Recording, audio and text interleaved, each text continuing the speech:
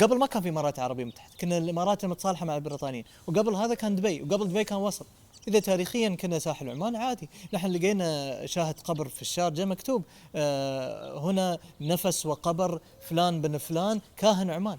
فهذا كان كاهن ملك عمان قبره في الشارجة. شو يابا الشارجة؟ عادي، تاريخ يا أخي. بس اليوم هل هذا عمان؟ لا. اليوم نحن في الإمارات العربية المتحدة. يوم سوينا الحدود كل واحد حاول يستقل.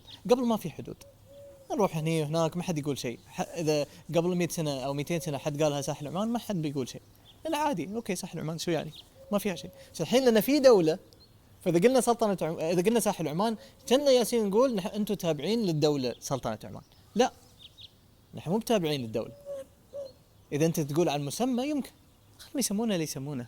التاريخ تاريخ، الحقوق موجودة.